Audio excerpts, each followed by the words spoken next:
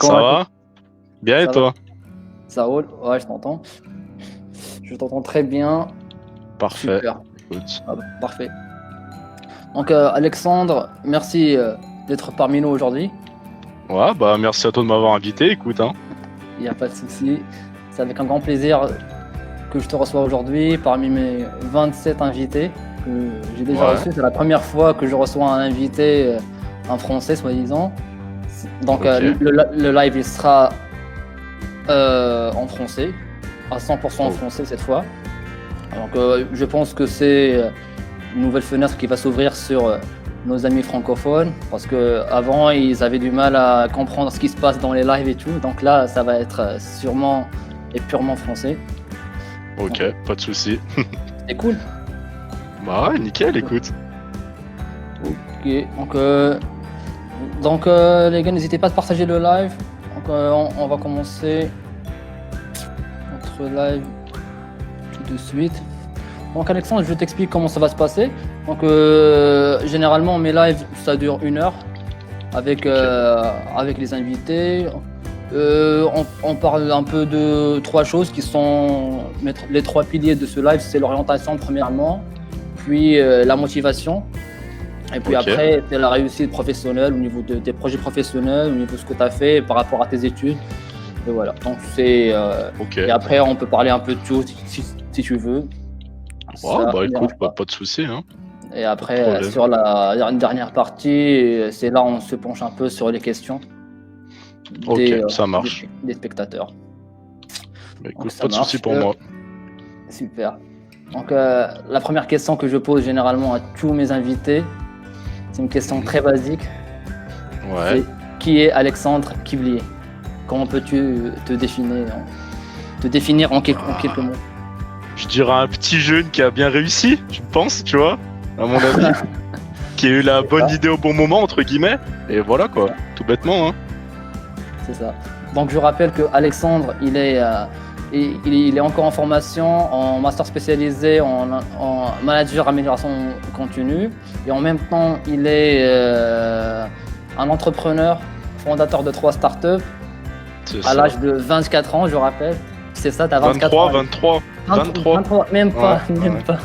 Donc, Pas à l'âge encore de 24, ouais. Pas encore 24. Donc à l'âge Ouais, de 23 bientôt. ans, le mec, il a percé. Bientôt. Je te souhaite une bonne continuation pour tes projets futurs, Merci. notamment celui que tu vas commencer, Key Believe, Ouais, ce qu'on va voir lui, après. il va être sympa, ouais. Ouais, j'imagine bien. Donc c'est ça. Donc tu as dit que pour toi, Alexandre Kiblier, c'est un jeune qui a eu la bonne idée au bon moment. Et donc C'est ça. c'est ça. C'est très bien. Souvent, ça Et marche comme ça, en fait, hein. ouais, Tout c'est ça, bêtement, ça hein. marche comme ça, ouais. T'as raison. Parce que normalement, un invité nous a dit que il suffit pas d'avoir la bonne idée, mais il suffit de savoir l'exécuter. Parce qu'il y a peut-être beaucoup de gens qui pensent la même chose au même moment, mais il suffit d'avoir la bonne idée, mais savoir comment l'exécuter. Est-ce que tu partages le même Je avis? suis assez d'accord. Si tu as l'idée, mais que tu n'arrives pas à la réaliser, elle ne Mhm. marchera pas, du coup. Faut vraiment s'en donner les moyens, je suis tout à fait d'accord. Mhm. Mhm. Donc, Alexandre, on voudra bien un peu se rapprocher un peu de toi sur ta période d'adolescence, comment tu as été, quelles étaient tes motivations, bien tes ambitions pour faire ces choix d'études. Je parle bien de l'ingénierie et après tu te spécialiseras dans l'amélioration continue. Comment était Alexandre pendant son adolescence? Tu me donnes quelle tranche d'âge à peu près pour savoir? Le lycée, allez, vas-y. Vas-y, lycée. Bah, du coup, moi, j'ai fait un bac S SP maths plus SP sciences de l'ingénieur, tout bêtement, hein. Mhm. J'ai pas fait un truc extraordinaire. Pendant ça, j'étais quoi? J'avais 16-17 de moyenne, à peu près. Je suis sorti avec mon bac, j'ai eu une mention bien, ou très bien, je sais plus. Bah, un des deux, quoi. J'étais à 16 de moyenne, un peu plus de 16. Ouais. Je sais plus exactement, hein. Après, ce qui m'a beaucoup aidé, bah, étant jeune, j'ai fait beaucoup de sport, on va pas se mentir, donc bon esprit collectif, etc. Pendant ma période de bac, du coup, depuis mes 15 ans, en fait, je suis sportif professionnel. Donc depuis la seconde, en gros. Ouais. Pour info, je suis basketteur du coup. Enfin, j'étais basketteur. Voilà. Voilà, je pense que c'est important de le dire, tu vois. Du C'est coup, très important, je pense. C'est très important. ouais. Du coup, j'étais basketteur pro, donc ce que ça, comment dire, beaucoup d'entraînements. Donc j'avais 3 entraînements par jour, tous les jours, puis avec 2 matchs le week-end, en gros. Ouais. À titre informatif, je jouais dans une équipe professionnelle, du coup. J'ai joué à, bah, pour ceux qui, bah après, peut-être en France, ils connaissent peut-être pas forcément, c'était Saint-Chamond, Saint-Chamond. basket, du coup. Ouais, Ouais, qui dans le était. 42. Dans le 42, Ouais, je connais un peu la ville. Ouais. exactement, ouais, c'est ça. En gros, ils sont passés pro en 2015, enfin non, avant 2015, ils ont été pro en 2014. C'est en gros de la Ligue 2 pour ceux qui suivent le foot en France. C'était à peu Ouais. près le même niveau, quoi. Donc c'était quand même sympathique à jouer en soi, c'était vraiment bien, tu vois. Ouais, Et après, du coup, ouais, en Ligue 2, c'est pas rien. La Ligue 2, c'est déjà pas mal, tu vois, c'est ouais, déjà pas clairement. mal. Ouais. Ah, exactement. Surtout que moi, ouais, j'étais jeune, j'avais 15 ans, du coup, c'était un peu impressionnant. En ordre d'idée, bah ça c'est peut-être, je sais pas, ça intéresse du monde, mais au niveau de mon salaire, du coup, je me faisais à peu près 1500, 2000 euros par mois à 15 ans, du coup. Donc ça 15 aide ans. déjà pas mal en soi. Bah ouais, parce que Et du ça, coup, j'étais pro, donc j'étais payé. d'accord. Ouais. Mais t'as dit que t'as commencé le basket en quelle année? En quelle année J'ai c'était dans la commencé saison de en... lycée Non, j'ai commencé le basket, j'avais 12 ans, 13 ans. J'ai commencé le collège, j'étais en 6ème du coup. Ouais, d'accord. Donc déjà, j'ai commencé... Ouais, j'avais commencé un peu tard, mais bon, ça l'a fait en soi. Mhm. Tac, tac, tac. Après, qu'est-ce que je peux dire d'autre? Ouais, du coup, tout le collège, j'ai fait du sport-études, donc j'ai fait du basket plus l'école à côté. Ouais. Le lycée, c'était un peu plus compliqué parce que du coup, je faisais beaucoup plus de sport, comme je vous ai dit, du coup, 3 entraînements par jour. Là, c'est un peu plus complexe. Mais à part ça, après, ça s'est bien passé en soi. Mon adolescence s'écoute jusqu'au bac. Après, fin du bac, du coup, c'est là où j'ai eu quelques ennuis de santé. J'ai eu une hernie discale, du coup, j'ai dû arrêter le sport à haut niveau. Je pouvais plus faire tout ce qui était basket, etc. En gros, pour Ouais. parler, une hernie discale, du coup, t'as la colonne vertébrale, t'as tous les Ouais. disques qui amortissent les chocs. Et en fait, moi, j'ai mon disque qui s'est aplati à cause du sport et qui appuie sur le nerf de ma jambe, donc le nerf sciatique, et qui paralyse ma jambe droite, en fait, tout bêtement. Et ça, Donc c'était dû à depuis quoi? C'était dû à au basket, parce que je faisais beaucoup trop de sport, en fait. 3 beaucoup de entraînements par sport. jour, plus 2 matchs le week-end. J'étais jeune, je me suis dit ça passe, mais en fait, mon corps, il n'a pas assumé derrière, en fait. Et du coup, Ouais. bah, c'était pas top, quoi. Je me suis détruit la santé. Donc ça a Ouais, bah, détruit aussi ma carrière pro en soi. Voilà. ouais. La morale, c'est que il faut pas faire, il faut pas en faire trop. Il faut pas en C'est faire exactement ça. trop de sport, mais il faut en faire quand même. Faut en faire un petit peu, Il faut en faire un petit peu. ça fait du bien, on va pas se mentir, mais faut pas trop en faire, ouais, exactement. D'accord, d'accord. Donc, tu as dit qu'à l'âge de 15 ans, au bac, tu étais en basketteur pro. Tu Ouais. étais basketteur pro, tu gagnais déjà ta vie avec à peu près 1500, 2000 euros. Mais moi, ce que j'aimerais savoir, c'est pourquoi tu as fait ce choix après ton bac et même ce choix de bac S. Pourquoi est-ce que tu avais un penchant un peu vers ce qui est scientifique ou bien tu disais que c'était la meilleure façon pour réussir sa vie après? Je vais être gros, pas grossier, mais en fait, on m'a dit que le bac S, c'est ce qui ouvre le plus de voies. Donc Mhm. on va pas se mentir, c'est toujours le cas, je pense. Bah, enfin, maintenant, ça évolue un peu avec la législation. Il y a plus de bac S, il y a plus rien, c'est tout mélangé maintenant. Mais du coup, à l'époque, bon, ça fait un peu vieux, mais à l'époque, en 2015, le bac S, du coup, c'était, ouais, ça t'ouvrait le plus de voies. Tu pouvais faire infirmier, tu pouvais faire ingénieur, tu pouvais vraiment aller de partout. Donc c'est pour ça on me l'a conseillé et je pense que c'était un Ouais. très bon conseil en soi, tu vois. Ouais, c'est vrai, c'est vrai. Ouais, c'est vrai que ceux qui veulent réussir et qui ont pas du mal avec les maths, avec la physique, les sciences et tout ça, Mm. donc ils choisissent surtout de passer en bac S. Mais après, C'est ça. après le bac, t'avais fait quoi après le bac? Alors après, bah du coup tout de suite après le bac en 2015, avec mon pote, du coup j'ai commencé à démarcher des entreprises, tout bêtement, hein, à réfléchir à ce qu'on pouvait faire et tout. Et c'est là d'où m'est venue l'idée du coup de Distrilog Service, ma première boîte que j'ai ouverte. En gros, c'était de la logistique, tout bêtement. Hein, il y avait rien de plus basique, plus simple. Hein. On stocke des matériaux qu'on renvoie après aux fournisseurs. Donc souvent, Ouais. mes plus gros contrats, c'était Cdiscount et Casino. C'était vraiment les deux plus importants que j'ai encore d'ailleurs. Hein. Donc ça, l'idée m'est venue en fait en démarchant auprès d'eux. Je leur ai demandé tout bêtement qu'est-ce qui vous intéresserait et qu'est-ce que vous avez besoin. Ils avaient besoin d'un lieu de stockage. Bon, tout bêtement, hein. Après, j'ai loué un lieu de stockage, du coup un entrepôt. J'ai loué des machines. Et puis voilà, c'est parti quoi. Tout bêtement. Hein. Pardon. Et donc ça, t'avais quel âge à peu près quand t'as commencé 18 ans.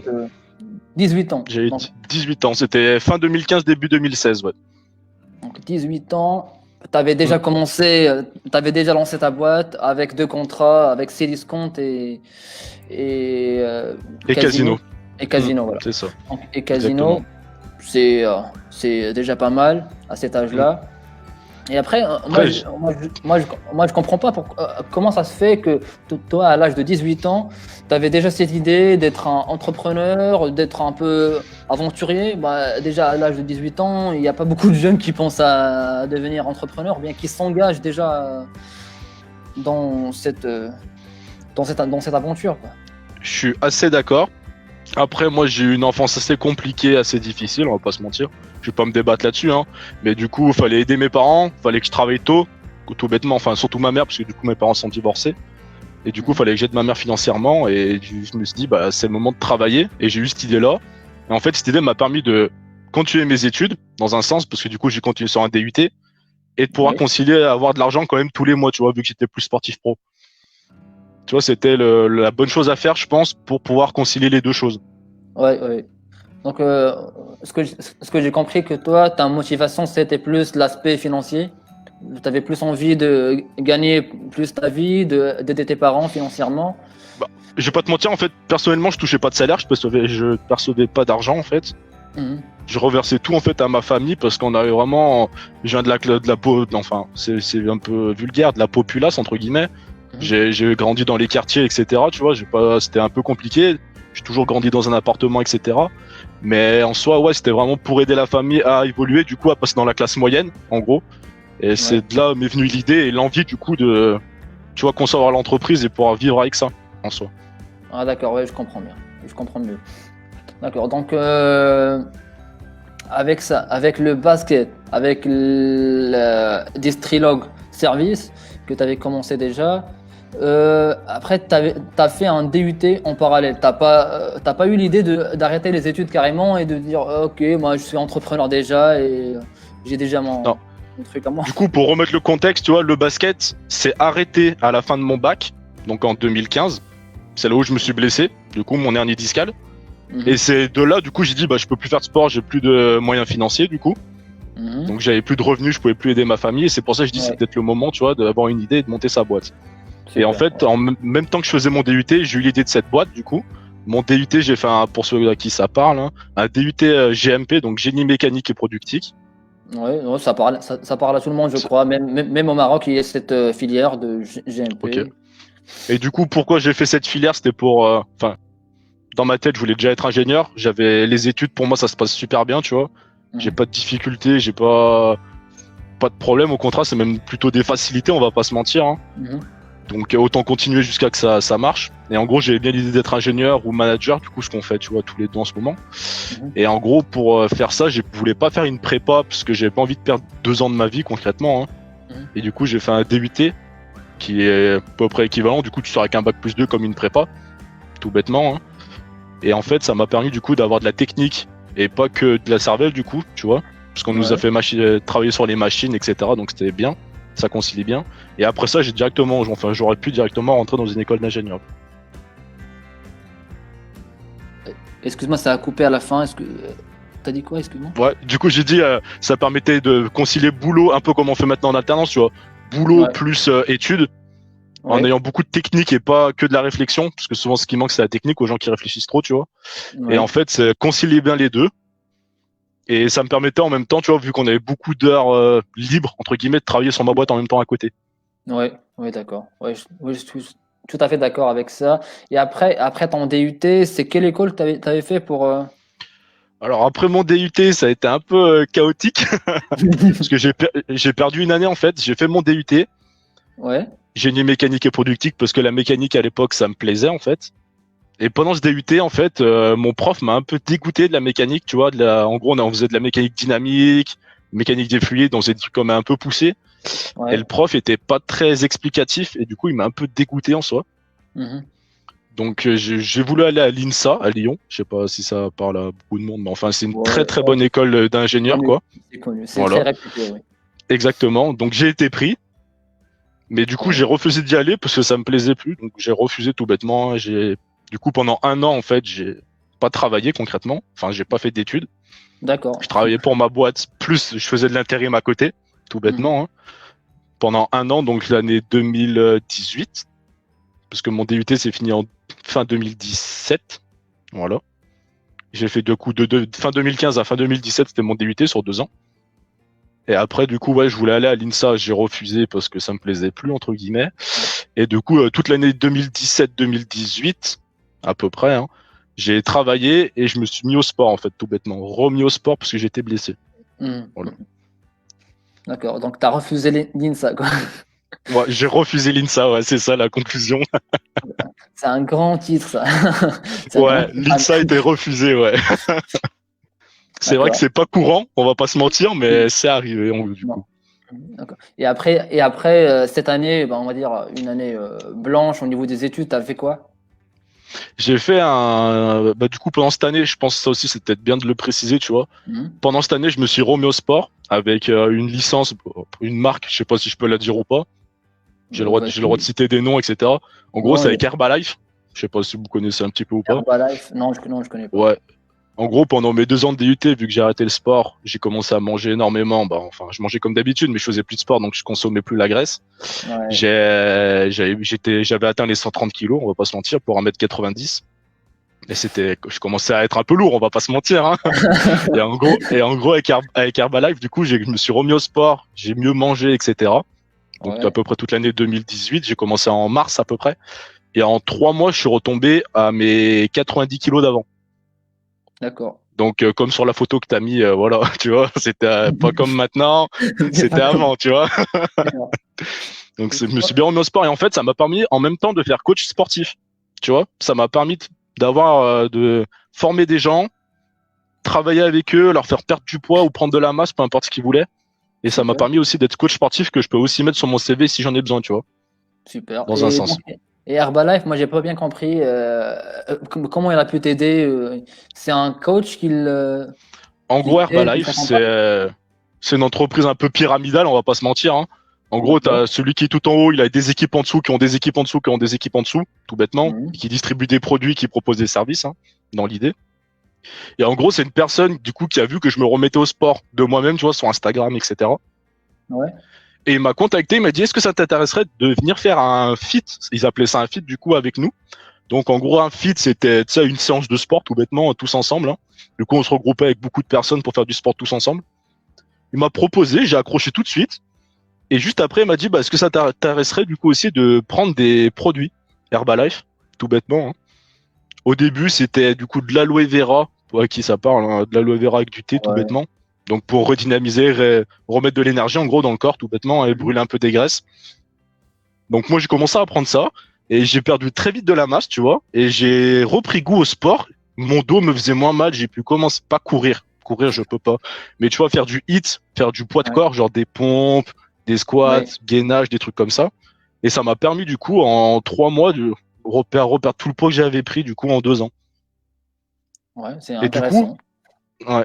Et du coup après ce sport là que j'ai fait pendant 3 ans, c'est là où j'ai dit, bah, maintenant que je suis re-bien dans mon corps, je suis re-bien psychologiquement, parce que du coup, ça m'avait un peu dégoûté, mon DUT, on va pas se mentir. J'ai dit, je vais reprendre mes études, je repars. Et du coup, c'est fin 2018 où j'ai commencé un diplôme de 2 ans pour faire responsable qualité, sécurité, environnement et hygiène, en alternance. D'accord. Au- Responsable, sécurité, environnement et qualité ensemble. Donc, ok. Donc, C'est ça, RQSE, ouais. ok. Et tu l'as fait en alternance, c'est-à-dire que tu travailles, que tu bosses, bah, ils ont un stage pour parler un peu pour les gens qui comprennent pas c'est quoi l'alternance. Donc tu bosses un peu un mois, ça dépend de ton Mhm. rythme, et après tu fais tes études en parallèle. C'est à peu C'est ça, près un stage, mais qui est exactement. en alternance, c'est la même chose. Et D'accord. du coup, Et t'as fait? Oui, oui, dis-moi, excuse-moi. pour encore, tu vois, avoir l'idée bien en tête, pendant cette année 2018, j'ai eu un membre de ma famille qui a perdu son boulot, du coup, tout bêtement. Et j'ai décidé de lui donner, du coup, l'entreprise Distriloc Service. Donc maintenant, elle est plus à mon nom, elle est au nom de Pierre Badard. Donc c'était un membre de ma famille qui avait plus de boulot et qui galérait un peu, qui était plus motivé à travailler, tu sais, pour quelqu'un. Il voulait travailler pour lui-même. Du coup, je lui ai donné mon entreprise et pour l'instant, ça marche nickel, quoi. Voilà. D'accord, ok. Donc là, c'est, soi-disant, comment on va appeler ça? Donc, ce membre de la famille, c'est lui qui gère l'entreprise, bah, ou bien c'est lui qui est juste en tête de l'entreprise? Maintenant, moi, j'ai plus rien à voir avec cette entreprise. Je fais que du conseil à côté, tu vois, parce qu'il faut un peu l'aider, hein. Mais en gros, elle est à son nom, c'est la sienne maintenant. Voilà. Ça marche, ok. D'accord. C'est moi qui l'ai créé, c'est moi qui l'ai fait pérenniser. Et quand j'ai vu que il pouvait faire, concrètement, je lui ai mis une période d'essai, tout bêtement, hein. Oui. Et j'ai vu qu'il pouvait le faire, qu'il était adéquat à ce poste, et ben, je lui ai dit, bah, vas-y, lance-toi, elle est pour toi. Voilà. Comment on va appeler ça? Un peu de l'altruisme? C'est un peu de générosité ou c'est... C'est complètement de l'altruisme et de la générosité, ouais, complètement, ouais. Je me suis D'accord. dit, dans tous les cas, moi, je suis jeune. Je pourrais refaire une autre entreprise derrière. J'ai autant de lui la donner, que ça l'aide, que ça aide sa famille. Et voilà, quoi, tout bêtement, hein. Quel homme, quel homme. D'accord. Donc après, tu as fait ce parcours-là en 2 ans. Donc, DUT et puis 2 ans en alternance, ça te donne quel titre en fait? C'est Ça me un fait ingénieur? c'est un bac plus 4 et c'est un titre de responsable du coup qualité, sécurité, environnement. C'est pas Ah, ingénieur. d'accord. C'est D'accord, vraiment ok, le titre super. spécifique, tu vois. Ouais, d'accord. Donc c'est 2 ans que tu fais que de la qualité, de la sécurité et de l'environnement Mm. chez Orotab. Chez Orotab qui est, je te laisse Tout présenter, à c'est fait. quoi comme Ouais. entreprise? Du coup, Eurotab, c'est une entreprise de chimie fine, on peut dire. En gros, on travaille avec des poudres chimiques et on fabrique Mhm. des pastilles de lave-vaisselle. On fabrique aussi des pastilles de Javel et des pastilles de chlore. D'ailleurs, après, je sais pas s'il y en a qui suivent, mais on a une entreprise en Turquie qui a implanté, qui travaille pour toutes les marques là-bas. On fabrique toutes les pastilles de toutes les marques. Voilà. C'est une filiale ou bien c'est une autre En entreprise fait, qui on implante? travaille pour des MDD, c'est en gros des marques déposées tout bêtement. En gros, par exemple, Mhm. Auchan, c'est une MDD, tu vois. Ouais, Je sais pas d'accord, ce je qu'il y a en vois. Turquie, je connais pas les marques. Mais en gros, Mhm. nous, on n'a pas notre propre marque à nous. En fait, on fabrique pour ces marques. Donc, ça est Ouais, vendu je sous vois. le nom de la marque. Voilà. C'est pour ça que Eurotab, ça me parle pas, on la trouve Mm. pas au supermarché. Ok, C'est d'accord. ça. Donc c'est comment dire ça, c'est pas un constructeur, mais c'est un fabricant pour d'autres C'est une sorte distributeurs. ouais, c'est un fournisseur pour des distributeurs tout bêtement. C'est ça. Mm. Ça marche. D'accord. Et donc toi, ton poste, c'était le responsable. Tu faisais quoi concrètement dans cette entreprise pendant ces 2 ans? Alors, pendant ces 2 ans, du coup, j'ai eu 3 projets. Donc, un majeur, c'était la mise en place d'une certification, qui est la Mhm. certification IFS HPC. Donc c'est un peu complexe, mais on va essayer de résumer un peu. En Ouais, bien gros, sûr. si les certifications ça parle à tout le monde, ça m'aide. Sinon, j'explique ce que c'est rapidement. Peu importe, hein. Mhm. En gros, une certification, c'est un référentiel où tu as des données tout bêtement. Il faut respecter ces données pour avoir la certification. Et en gros, tu as un label après où c'est marqué vous êtes certifié ISO 9001 pour la qualité, ISO 14001 pour l'environnement et ISO 45001 pour la sécurité. Voilà. Et en gros, nous, D'accord. on voulait avoir une nouvelle certification pour avoir plus de parts de marché, avoir plus de nouveaux clients. Du coup, c'était l'IFS HPC. Donc, c'était l'IFS pour tout ce qui est hygiène, parfumerie et droguerie, tout bêtement, hein. Et en gros, l'IFS, c'est un référentiel normalement qui est pour la nourriture, donc qui est quand même très strict et très spécifique. Sauf qu'ils l'ont adapté un peu, du coup, et pour la logistique et tout ce qui est, du coup, comme j'ai dit, parfumerie, hygiène et droguerie, quoi. Et en gros, pendant 2 ans, je devais mettre ce référentiel en place et être certifié à la fin de mes 2 ans. Super, c'est un grand projet. Et du C'était coup, mon projet principal, ouais, ouais, exactement. du coup, t'étais certifié ou pas? Normalement, oui. Non, on a eu Non. l'audit à blanc qui nous disait du coup qu'on est, parce qu'en gros, tu as une démarche, en gros, tu as d'abord un audit à blanc, il faut 1 an de pérennisation, et Ouais. après, ensuite, tu peux savoir si tu peux être validé ou pas, du coup, certifié ou pas. Et en gros, ça va être cette année qu'on va être certifié, mais logiquement, on l'a largement. Voilà. Ah, d'accord. Donc, logiquement, vous l'avez largement, tu as participé ou bien tu Mm. étais le chef de projet en fait de cette mise en place de cette certification, si on peut dire ça. Ah, mais j'étais le chef de projet complètement. Ouais. Chef de projet complètement. Ouais, je gérais les budgets, j'ai géré l'équipe, j'ai géré tous les sous-projets, donc ouais, j'étais vraiment le chef du Mhm. projet. Mm. Ouais, c'est intéressant. Et après, moi, toi, à ce moment-là, t'avais lâché ton entreprise principale ou pas encore? T'avais déjà Oui, lâché. ouais, je l'ai acheté début 2018, mon entreprise du coup. Mhm. Donc ça m'a permis du coup de faire de l'intérim à côté, plus le sport, énormément de sport d'ailleurs, beaucoup trop. Et ça m'a permis de me remettre bien, aussi bien en mindset que physiquement. Ouais, Et après, du coup, ouais, j'ai repris mes études et j'avais plus d'entreprises avec moi, ouais. Mm. super, super. Et donc là, tu as fini, t'as fait, donc à ce moment-là, tu avais fait, fini ton diplôme de bac plus 4. Et c'est à quel moment que l'idée de faire un master spécialisé en amélioration continue t'as venu à l'esprit En gros, pendant du coup cette formation de RQSE, on voyait beaucoup de choses, énormément de choses. Et Mhm. on a eu une partie formation Lean Manager où on a vu énormément d'outils, etc. Et ça m'a plu tout de suite, on va pas se mentir. J'ai dit à la fin de mes 2 ans, je veux faire ça. Tout bêtement, hein, je sais pas aller plus loin. Hein. Ça m'a plu, Ouais, j'ai dit, enfin, c'est même plus que ça m'a plu. Le mec me l'a super bien vendu, le prof. Il m'a dit, mais c'est génial, tu verras jamais ça autre part, quoi, tu vois. Et j'ai dit, bah écoute, j'ai cherché une entreprise en alternance parce que j'avais pas envie de refaire que des études. mhm. Et du coup, je suis tombé sur les cams et c'est bien tombé en ça, tu vois. Ouais, ouais, c'est bien, franchement, c'est pas mal comme école et Mm, c'est ça. comme formation. Donc, pour l'amélioration continue, pour ceux qui savent pas ce que c'est, est-ce que tu peux juste nous donner ta définition du lean? Oh, je l'ai plus en tête. Non, tout bêtement, c'est aider les humains avec Ouais, des ouais, méthodes, des outils à avoir une meilleure façon de vivre, une meilleure façon de travailler, tout bêtement, pour avoir des meilleurs objectifs et atteindre ces j'aime bien. objectifs. Ouais, j'aime bien, j'aime bien. Parce que parfois, on a tendance à définir le lean avec des mots qui peuvent pas, qui ne parlent pas à tout le monde, mais c'est bien. C'est une manière, on aide les C'est humains simple, ouais. à Mm, mieux travailler, quoi. C'est à mieux faire c'est ça. leur boulot d'une manière plus Ouais, parce organisée. qu'après, je peux te dire, ouais, on parle de subsidiarité, voilà, ça va pas parler à tout le monde, tu vois. Ouais, d'accord. Donc, Voilà. c'est vrai que l'amélioration continue, il est un peu lié étroitement avec la qualité, avec ta formation initiale. Et C'est du coup, tu ça. avais fait ce choix pour continuer et plus te spécialiser dans le truc. Et tu l'as fait aussi en alternance chez la même boîte. Ils ont voulu me garder, c'est peut-être ça aussi à noter du coup, parce que j'avais fait du bon travail à mon avis. Ils Mhm. m'ont vraiment voulu me garder et du coup, ça a fait que j'ai continué dans la même entreprise du coup. Mhm. Surtout que la certification n'était pas encore, vous Pas n'étiez pas encore encore mis en place. certifié. Donc, Mm. vous attendez encore. S'il y a des trucs à faire, C'est heureusement, ça, on sait jamais. on sait jamais. Non, pas ça du tout, parce que du coup, enfin, c'est une partie des normes, t'es obligé d'avoir d'autres personnes si t'es pas là, tu vois, des suppléants, des gens qui peuvent Mhm. te remplacer. Donc, Mhm. en même temps que moi, j'ai fait du coup la mise en place de la certification IFS, j'ai formé les autres personnes qui, même si je changeais d'entreprise, Mhm. il aurait pu l'avoir quand même, tu vois, même s'il y a des soucis, Mhm. tout D'accord. bêtement. Hein. Ouais.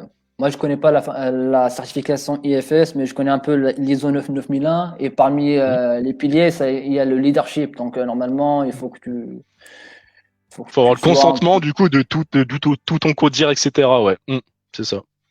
d'accord, d'accord. Donc, et là, maintenant, soi-disant, la formation que tu nous parles là, que tu es en train de nous parler, c'est master spécialisé en amélioration continue. C'est la formation qui est en cours en cette année. C'est ça, exactement. Et, et là, on a évoqué au début que tu es fondateur de 3 boîtes. Peux-tu nous parler un peu de ta deuxième boîte qui est le e-karting drive? Non, c'est Ouais, Icarkin Park, ouais. Bon, Park, ouais, t'étais pas loin, pardon, t'inquiète. pardon. En, en gros, c'est une autre entreprise qui est sur le karting, tout bêtement, hein. Karting où il y aura pas que ça, hein, mais en gros, la plus grosse partie, c'est karting. Il y aura paintball, restaurant, bar, un peu salle arcade, tu vois, jeu, un peu classique, hein. Et à côté Mhm, de ça, il y aura 2 salles pas de séminaire parce qu'elles sont un peu petites, mais team building plus, tu vois. Genre mhm, recevoir des CE pour essayer de créer de la cohésion de groupe et on va faire tous un tour de carte ensemble et on va faire un paintball, tu vois, mhm. c'est pas Ouais, mal. c'est pas mal. C'est vrai que c'est pas mal. Moi, je te poserais une question bête. Est-ce que les formations bien que tu as fait, que ce soit la formation RQSE ou bien la formation Mac, que tu fais actuelle, Mhm. en amélioration continue, t'a aidé à mieux gérer ou bien à mieux gérer quoi, à mieux gérer ta boîte qui est e-karting park. Bah, même autre, même celle d'avant, du coup, qui ne m'appartient plus, hein. J'ai quand même pu Mhm. lui venir en aide sur pas mal de sujets. Parce que, D'accord. en gros, la formation RQSE, elle t'apprend pas mal de choses sur le code du travail, sur le Mhm. code de l'environnement, sur plein de choses comme ça, en fait, qu'on pense pas tout de suite. Parce que, tu vois, j'étais jeune. Et en fait, il y avait plein de choses où j'étais, entre guillemets, illégal dessus. Maintenant, c'est remis aux normes, hein, bien sûr. Mais que si on te l'explique pas, si tu le sais pas, tu peux pas le deviner, tout bêtement, hein. Des trucs tout bêtes, tu regardes, en gros, pour l'environnement, t'as des rubriques.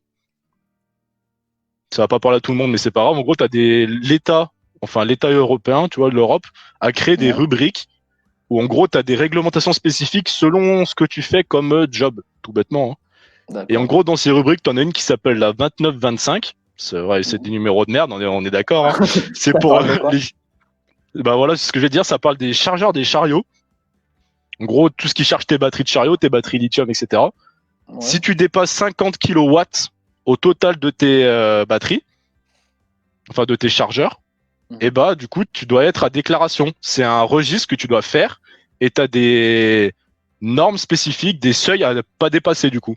Et ça, j'en avais aucune idée, je l'ai découvert et du coup j'étais dedans. Donc j'ai dû faire un dossier à la mairie, au département, pour qu'ils valident du coup le fait que j'ai bien le droit et que je dois mettre en place à côté plein d'autres choses pour s'il y a le feu, etc., qui n'étaient pas forcément obligatoires au début.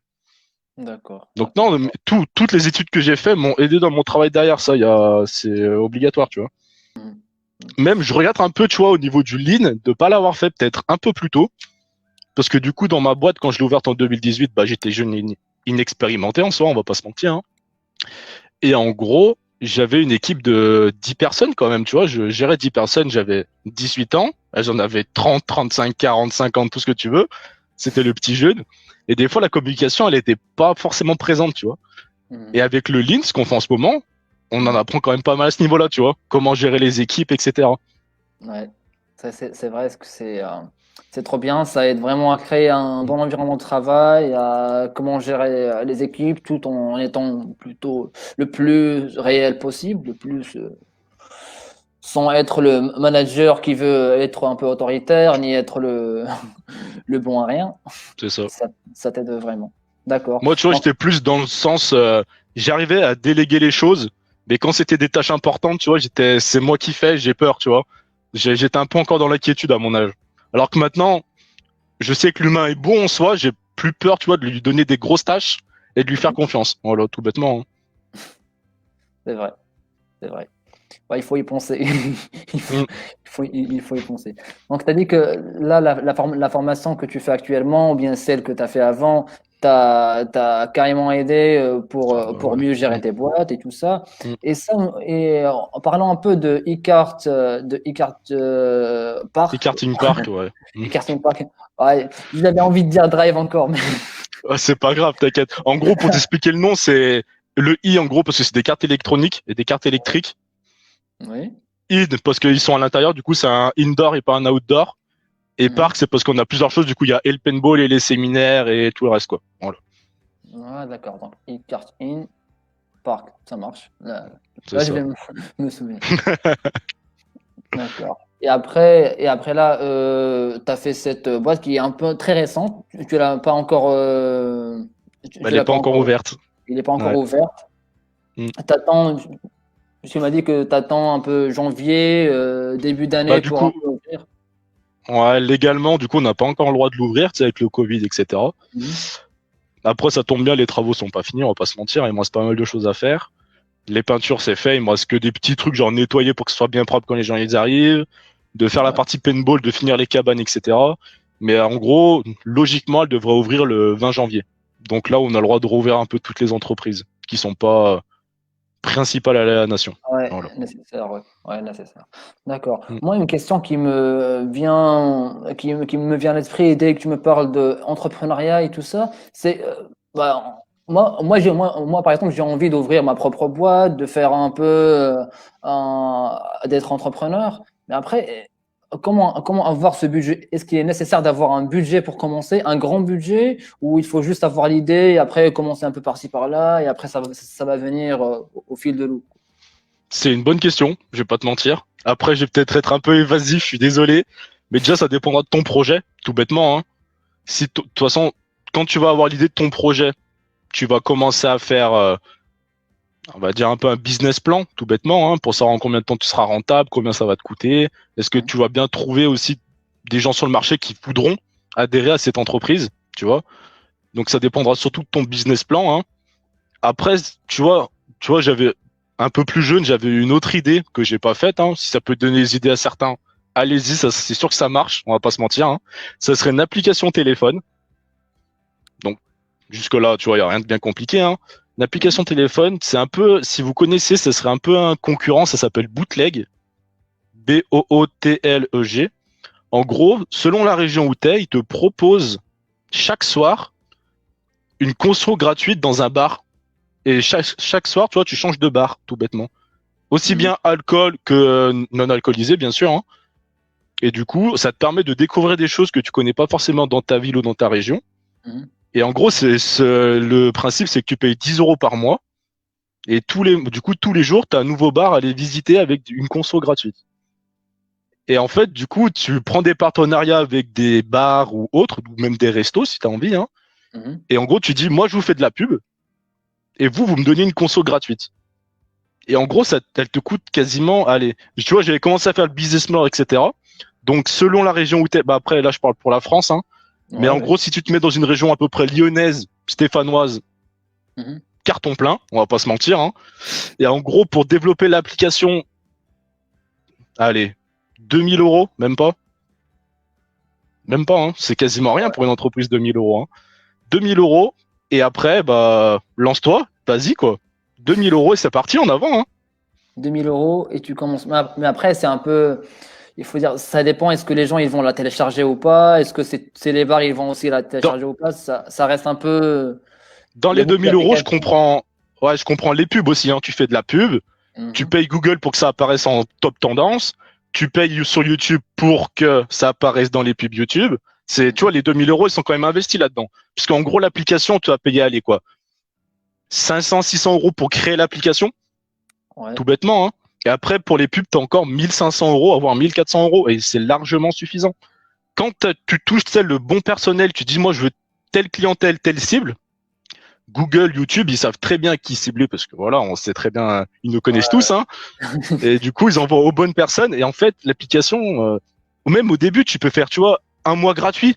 Ça te coûte rien. Pendant un mois, ils ont un verre gratuit, ça va leur plaire. Ils vont dire, bah allez, en avant, attends, je m'inscris. C'était trop bien, tu vois. En plus, franchement, tu vois, ça te coûte un abonnement Netflix. Et t'as un verre tous les soirs. Je pense que c'est plus rentable, tu vois. Sans vouloir. Ouais, je vois. Donc toi, le chiffre que tu peux faire avec l'application, c'est bah, t'attends que les gens ils payent dans l'application et c'est ton chiffre Ouais, c'est d'affaires. ça, en gros, tout bête. Ouais, c'est exactement ça, c'est ton chiffre d'affaires derrière, tout bêtement, puisque D'accord. l'application, tu vas la mettre à jour de temps en temps, tu auras les droits, donc tu vas payer personne pour la mettre à jour. Mhm. Après, si elle marche du tonnerre, tu vas devoir payer des trucs à Google ou à iPhone, quoi, tout bêtement, hein, mais c'est très très peu. C'est genre 1 ou 2 euros par mois, c'est pas non plus énorme. Et en gros, ouais, c'est direct, ça tombe directement sur un de tes comptes bancaires et c'est Mhm. ça, même pour ton entreprise où tu peux te sortir un salaire avec, tout bêtement, ouais. Donc là, je comprends. C'est parce que c'est une application, il y a pas besoin d'un local ni rien. Tu peux la Mm, faire de chez toi. Mais par, mm. par exemple, pour les projets qui nécessitent des locaux, qui nécessitent des investissements en immobilier, des investissements un peu, comment dire, comment ils appellent ça, des CAPEX, par exemple. Ouais, je Ça, comprends. C'est un peu différent, la démarche sera pas la même. mhm, Et là, tu vas devoir investir un peu plus et démarcher auprès des banques pour faire des crédits, hein, tout bêtement. En gros, bah, je vais vous donner l'exemple de Distrilog, hein, tout bêtement, quand j'avais 18 ans. Du coup, j'avais fait un business plan, je m'étais renseigné sur Internet comment faire. Il y a beaucoup de vidéos, beaucoup de sites qui t'expliquent. Donc ça, tu gagnes du temps, c'est vraiment pas mal. Pas besoin de payer quelqu'un, pas besoin de payer de formation, c'est tout expliqué gratuitement. mhm, En gros, tu fais ton business plan, tu commences à démarcher des clients, tu leur fais faire des promesses écrites, toujours faire des promesses écrites parce que les paroles s'envolent, mais les écrits restent. Donc toujours ouais, écrit, c'est hyper important. Ou mail ou papier, comme vous voulez, ça peu importe. Donc bien démarcher, dire bah écoutez, si vous avez bah moi je parle du coup là pour ma boîte, hein, si vous avez un entrepôt, on mettra tant de machines ou autres chez vous. Ça représentera tant de stock chez vous. Donc, tu vois, tu avais une promesse écrite avec combien ça me rapporterait dès le premier mois, etc. Donc, et chez Cdiscount et chez Casino. Après, avec ce business plan, je suis allé voir un banquier, tout bêtement, en disant, bah, écoutez, moi, pour l'instant, dans mon projet, j'ai déjà 2 grosses marques, donc Cdiscount et Casino en France, c'est vraiment des grosses marques, hein, qui me disent, on te mettra tant chez toi et on te rapportera tant. Je vais voir mon banquier, ou peu importe, tu sais, tu peux aller voir un comptable, etc. Tu dis, est-ce que mon projet, pardon, vous intéresse? Est-ce que vous pensez est-ce qu'il pourrait marcher? Ça, c'est pour lui faire plaisir, mais c'est sûr qu'il allait marcher, hein. C'est juste, tu lui dis, est-ce qu'il pourrait marcher? Il va te dire oui, non. Et selon le oui, non, après, il va t'aider, lui, à faire les démarches, tout ce qui est derrière, donc demander un crédit à la banque, etc. Et en fait, pendant ce temps, toi qui commences à réfléchir à quelle banque serait la mieux, avec le taux le plus faible, etc. Toi, pendant ce temps, tu vas aller démarcher tout le reste. Moi, j'étais allé démarcher du coup des entrepôts pour trouver le moins cher. J'ai aussi cherché la bonne zone, bien sûr, parce que du coup, Casino, Cdiscount, c'était très proche de Saint-Étienne. Donc, fallait que je sois assez proche de Saint-Étienne. Donc, Andrézieux, c'est juste à côté, hein. Et du coup, j'ai trouvé l'entrepôt le moins cher, le plus proche. Et tout bêtement, après, c'est parti, quoi. Le banquier te dit oui, tout le monde te dit oui, et en avant, quoi. Ouais, il faut juste avoir le oui, le premier oui, après ça découle après. C'est le plus dur. En plus, souvent, on a la peur du non. Ça, c'est un truc, tu vois, tout le monde a peur du non, du coup, personne ose se lancer. C'est con, mais faut Ouais. pas avoir peur du non, tu vois. Il y a plein d'exercices pour ne pas avoir cette peur du non. Parce que même s'il te dit non, pas grave, tu vas voir quelqu'un d'autre. Si tu es sûr que ton idée, elle marche, tu peux aller voir quelqu'un d'autre. Peut-être C'est tu auras 2 refus, c'est pas grave, tu iras voir une 3e personne. Peut-être 3 refus, c'est pas grave, tu iras voir une 4e. La 4e, elle va te dire oui, c'est sûr. Au bout d'un moment, si l'idée est bonne, tu as forcément un oui à la fin. C'est sûr, c'est sûr. C'est ça ce qui fait d'un entrepreneur un entrepreneur. C'est son côté un peu qui est un peu challengeant, qui défie, qui n'a pas peur de ce qui est un peu inconnu. Donc Ouais, c'est un aventurier, entre guillemets, tu vois, pour être. mhm. Ouais, c'est ça. T'as pas peur de l'inconnu, tu y vas, tu tentes. Même si t'échoues, c'est pas grave, t'auras appris au moins. Dans tous les Mhm. cas, t'apprends, t'es jamais perdant. Donc autant se lancer, hein, y a rien à perdre. Mm. Ouais, c'est vrai, c'est vrai. Donc là, pour l'instant, tu as ouvert la première boîte que tu as un peu Mm. déléguée et tu as lâché à un membre de la famille. La deuxième que Après, je travaille encore là-bas, hein, mais ouais. ouais, tu Je lui fais travailles encore encore les là-bas. factures, je lui fais la compta, je lui fais des trucs encore un peu compliqués, mais ouais. Ouais, tu es encore, on va dire que, comment on peut expliquer ça? Je lui fais des tâches annexes, entre guillemets, des choses Tu que gères encore la lui, il boîte, peut pas mais faire. en tâche annexe. Ouais, voilà. Tu gères Ouais, en encore la fait, je boîte, la mais gère en pas, je lui annexe. fais juste, tu vois, je lui fais la comptabilité pour que ça évite de lui faire payer un comptable et que ça Mhm. évite qu'il consomme plus d'argent. Tu vois, c'est des trucs tout D'accord. cons, mais ça peut aider. Et après, pour le côté logistique, tu mets un peu ton expertise là-dessus? Non, pas du Non, tout. maintenant, il connaît le métier, il sait ce qu'il y a Tu à connais le faire. métier? L'entreprise, elle marche. J'ai rien à dire. Tu vois, j'ai plus rien à dire. Super. Et après, le e-karting park, là, c'est ton idée à toi ou c'est une idée que tu l'as eu en C'est, groupe c'est une idée que j'ai depuis longtemps de vouloir faire un kart, du coup, mais que kart, tu vois, moi, je voulais pas faire autre chose. Et du coup, j'en ai discuté avec des collègues que j'avais à Distrilog, donc là, l'entreprise de logistique. Mhm. Et ils m'ont dit, bah, moi, tu sais que ça m'intéresserait bien d'avoir carte, mais pas que. J'aimerais bien avoir ça à côté. Puis ça, puis ça, puis ça. Puis finalement, tu vois, on s'est décidé, on va mettre plusieurs choses à l'intérieur, ce qui est pas con en soi, tu vois. Ça pourra Ouais. attirer plus de population, attirer plus de gens, Mhm. et c'est tout bénef, quoi. Ah oui, oui, oui, c'est vrai. Donc Parce que là, l'idée du kart, c'est de moi, mais le reste, c'est vraiment coopératif, quoi. coopératif. Parce que même, tu D'accord. vois, les personnes qui m'ont un peu conseillé pour les autres trucs, je Mhm. les ai déjà, entre guillemets, embauchés de l'autre côté, du coup, à e-kart park. Mhm. Et du coup, ils viennent m'aider tous les week-ends à faire avancer la boîte, etc., quoi. Ouais, d'accord. Pour le local, il est juste devant. Tu m'as dit qu'il est juste devant le local des Strelog. Ouais, en gros, il est juste à côté. En gros, Il est juste à côté.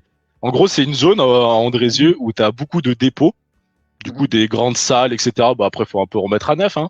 Mais du coup, moi, j'en louais un. Et celui d'à côté, il se vendait. J'ai dit, bah, écoute, c'est le moment ou jamais. Je l'ai acheté, tout bêtement, hein.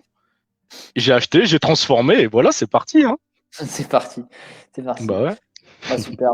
Donc, Alexandre, il nous reste à peu près un quart d'heure. Un quart d'heure. Nous n'avons pas encore parlé de Key Belief. C'est l'entreprise de conseil que je ne sais pas si c'est lancé ou pas encore. Non, ça va être plutôt fin 2021, je pense. C'est un projet plus. Fin 2021. Donc, Mm. parlons un peu de ce projet de Key Belief. C'est quoi Key Belief? Parce que pour l'instant, on n'y voit rien.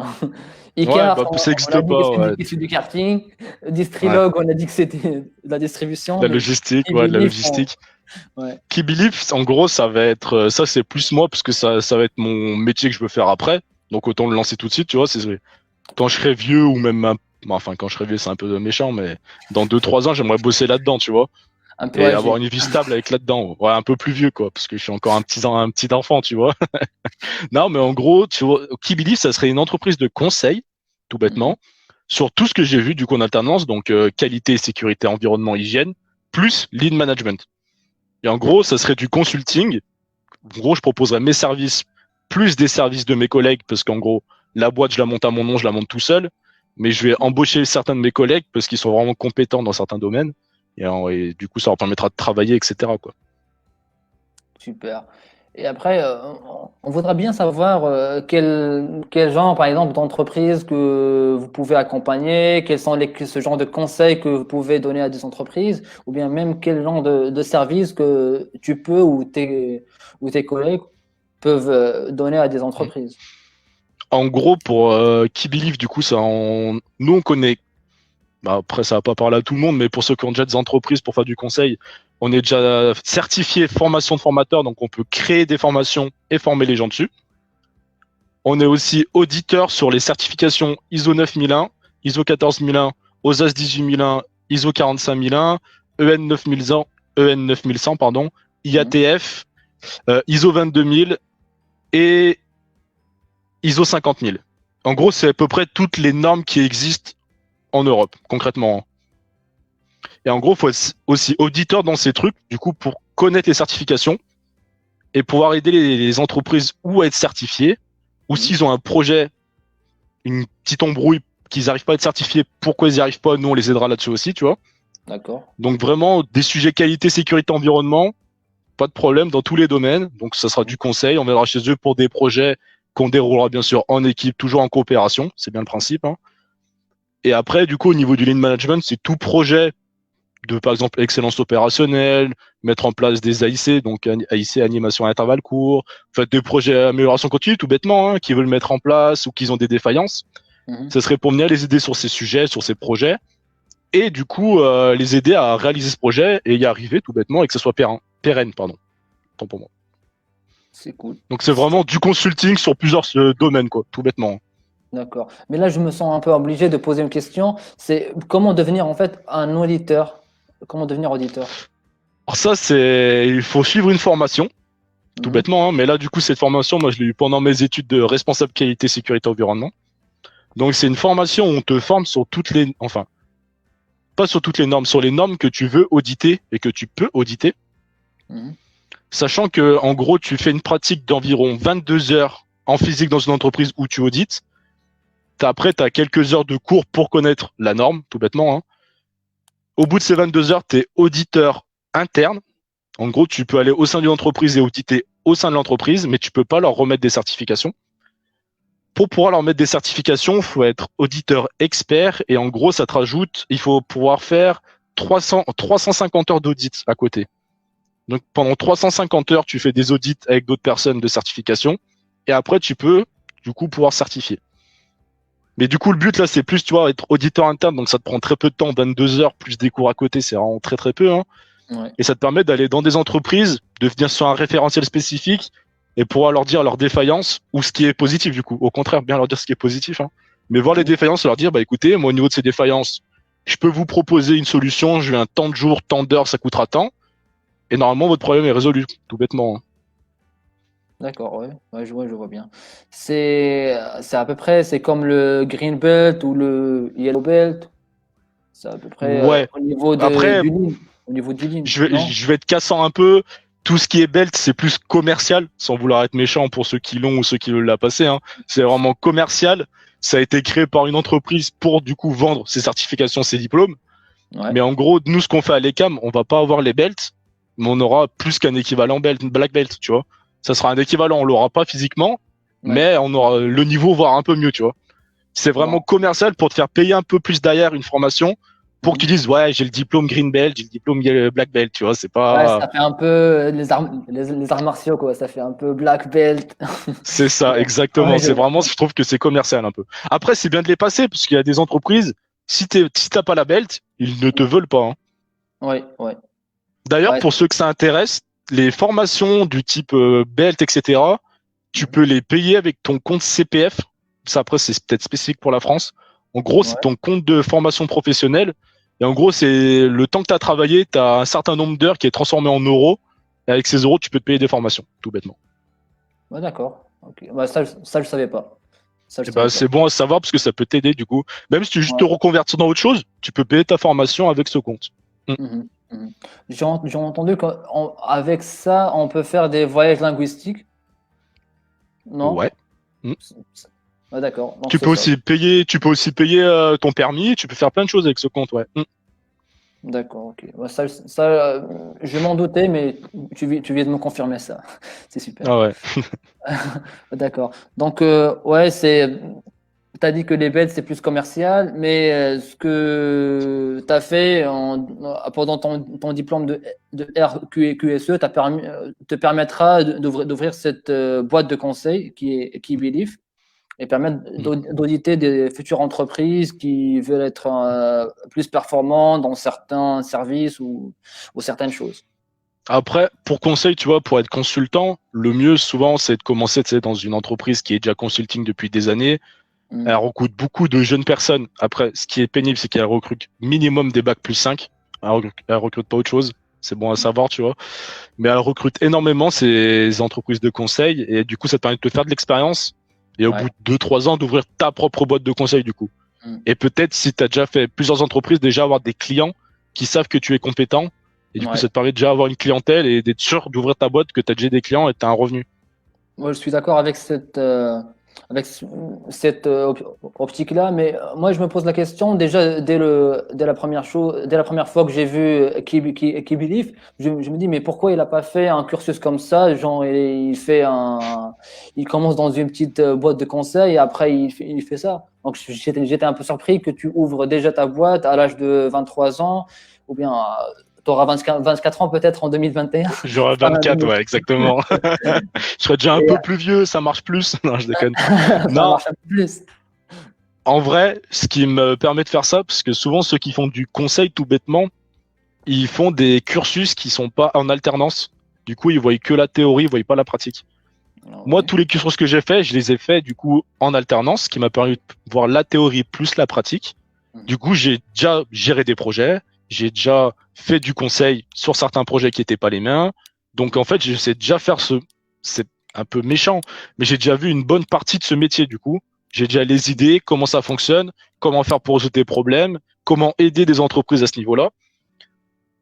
Pour exemple, tu vois, dans ma formation de RQSE, du coup, on était une cinquantaine de personnes, hein, et chacun avait une entreprise différente. Et chacun avait des sujets différents et des problématiques différentes. Ouais. Et la plupart de ces personnes m'ont contacté pour que moi je vienne faire du coup un audit chez eux, voir ce qui va pas, comment les aider sur leur projet. Et bah après du coup, j'ai pas encore ma boîte, mais je l'ai fait à titre gracieux, donc je l'ai fait gratuitement. Et je leur ai permis du coup d'avoir un projet, comment du coup le finaliser, comment y arriver, comment il soit pérenne. Et en gros, c'est du consulting tout bêtement, tu vois. Et du coup, je l'ai déjà Ouais. fait pendant mes études. Mhm. Et je me vois pas rentrer dans une entreprise de consulting Ouais. à être entre guillemets sous-payé par rapport à ce que je pourrais.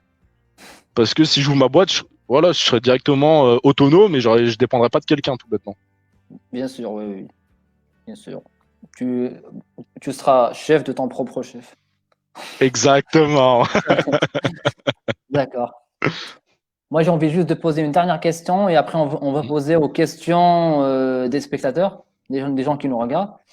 Donc, ma question, elle est par rapport à ce que tu avais fait en entreprise ou ce que tu fais actuellement en entreprise. Comment tu as pu, on va dire, comment tu as pu assurer pendant tes missions en entreprise, sachant que tu avais fait un DUT GMP, après tu étais un peu sportive, un peu entrepreneur. euh, tu avais plusieurs casquettes, mais comment tu avais assuré pendant ta mission en entreprise? C'est-à-dire, comment j'ai fait pour arriver à tout caler dans mon planning, entre guillemets? C'est pas question de planning, mais comment assurer au niveau qualité de tes rendus, de tes livrables, de ton projet, et ce qui a fait que ta boîte, elle a aimé le travail que tu as fait à la fin. Ah, alors ça, c'est une très très bonne question. Je sais pas quoi trop te dire. Ce que je pourrais dire, c'est que déjà, je suis un peu un perfectionniste, entre guillemets. J'aime pas rendre un travail qui est pas fini ou qui est bâclé. Donc, je pense déjà, tu vois, ça montre un attrait. Je communique énormément, j'aime bien parler, j'aime bien écouter, j'aime bien le travail d'équipe. Donc, déjà, pour tout ce qui est projet, c'est déjà le top, entre guillemets, hein. Après, auprès de la boîte, je me suis quand même, on va pas dire bien vendu, mais ils ont vu que tout ce que j'ai mené, même, tu vois, pas forcément des gros projets, mais des actions en parallèle, etc. Ça s'est toujours bien déroulé. Il y a toujours eu des bons retours des personnes que j'ai aidées, en gros. Et en fait, à force de montrer que tu es compétent, tout bêtement, hein, l'entreprise, elle a envie de te garder. Elle se dit, pourquoi j'irai chercher quelqu'un d'autre, alors que lui, il est compétent, tu vois. Autant pas Ouais. perdre de temps et garder celui qui est compétent, tout bêtement, hein. Mhm. D'accord. Donc, si je reformule, c'est ton côté perfectionniste, c'est ton côté communicant, ton relationnel qui a fait Mm. que tu apprends mieux à travailler et que tu fasses du bon travail à la fin. C'est ça? Après, c'est un peu de la triche, mais comme je l'avais dit du coup à l'école, j'ai une très très très bonne mémoire. J'ai besoin d'écoute, par exemple pour les cours, hein, j'écoute les choses une fois, j'ai pas besoin de réviser, c'est tout. C'est dans ma tête, ça sort plus quoi. Donc D'accord, je ouais. pense que j'ai un petit avantage à ce niveau-là parce que tu vois, si une action s'est déjà déroulée dans une autre entreprise que j'ai vue, hein, et que ça se Mhm. déroule dans la mienne, je vais me dire attends, ça s'est passé comme ça, l'autre il a fait ça, ça a pas marché. On va peut-être mieux faire ça comme ça, tu vois. Mhm. Et je pense que ça aussi, ça peut t'aider, tu vois, de avoir beaucoup d'expérience. Parce que même si je suis jeune, j'ai énormément d'expérience, en fait. Mhm. Et grâce à ces expériences, tu peux, toi, réussir derrière et être plus compétent, tout bêtement, hein, en te basant sur des faits vécus. Ouais, Ou d'accord. vécus par les autres. Si tu les racontes bien, ils t'expliquent bien comment ils ont fait la démarche, etc. C'est toujours Mhm. bon à prendre. D'accord, ça me va comme réponse. Ouais. C'est très- Ça me va. Ouais, parce que on s'est tous demandé à un moment comment on fait. C'est notre premier jour d'alternance. Comment on fait? Comment on va gérer ça? Est-ce que comment on va comment on va nous juger, pardon. Après, ça reste un peu personnel. Chacun Après, il a ses propres moyens. ouais, je pense que le premier jour, le plus important, c'est de visiter l'entreprise, bien écouter les personnes, à réussir, après ça c'est un peu complexe, je suis tout à fait d'accord avec tout le monde, je pense que tout le monde va le dire, mais arriver à différencier les personnes, se dire, ah, elle, ça pourrait être un point fort pour moi, elle m'apportera pas grand-chose, tu vois, je vais quand même lui dire bonjour tous les matins, je vais quand même parler avec elle, je vais rigoler avec elle, mais je sais que dans le boulot, elle m'apportera pas grand-chose, donc déjà essayer d'un peu, c'est méchant, mais catégoriser les personnes quand t'arrives, tu vois, pas forcément beaucoup parler, mais énormément écouter, voir comment ils se parlent entre eux, qui aime qui n'aime pas qui, tu vois, vraiment catégoriser les gens. Et toi, après, te dire, ah ouais, moi, pour ce projet-là, j'ai vraiment besoin de cette personne-là. Je sais qu'elle est compétente. Je sais qu'elle va m'apporter du soutien. Je sais que elle, c'est un esprit candide. Elle est ouverte à tout. Elle va pouvoir m'aider. Vraiment, tu vas catégoriser. C'est vraiment ça qui t'aide dans l'alternance, concrètement, hein. Vraiment bien analyser les gens et arriver à dire, ouais, lui, il est compétent, il va m'aider, quoi. Ouais, super, super. Du coup, on passe aux questions. Ouais, allez. Allez, let's go. Salut. Combien d'argent investir dans le premier projet? Bah, du coup, ça dépendra de ton projet, comme on l'a dit un peu avant, hein. Faut voir si c'est un projet colossal, tu vas investir beaucoup. Tu vois, pour hors d'idée, pour le karting, j'ai investi à 2 millions, quoi. Donc, ça dépend complètement de ton projet. 2 millions d'euros? Ouais, ouais, ouais, ouais. D'accord. Ouais, non, mais non, mais je précise parce que on parle aussi à la communauté marocaine, ça parle en dirhams, en euros, 2 Bah, millions. si tu veux convertir, essaye, hein, y a pas de souci. Donc 2 millions d'euros, ça fait 20 millions de dirhams, hein, un peu même plus, avec ce qui fait un peu 11 euros, non, pardon, 11 dirhams le euro, c'est D'accord. ce qui fait un peu plus. Moi, ça te fait 22 millions, quoi, à peu près. Comment? Ça te fait à peu près 22 millions de dirhams, du coup. Ouais, À c'est peu ça. près, hein. Ouais. Oui, à peu près, oui. Comment gérer les études et le projet en parallèle? Alors ça, c'est compliqué. Souvent, faut essayer de concilier, faut essayer de demander un peu à l'école. Si tu es en études supérieures, tu leur dis, moi j'ai une entreprise à côté que je viens de créer ou que j'ai envie de créer.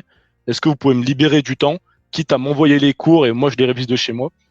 Et en fait, c'est comme ça que tu concilies parce que les écoles sont pour que tu crées des choses Mhm. et en fait, elles t'aident au mieux dans ton planning ou autre et elles te libèrent énormément de temps pour pouvoir aller travailler. Ouais, ça, il n'y a pas de problème normalement.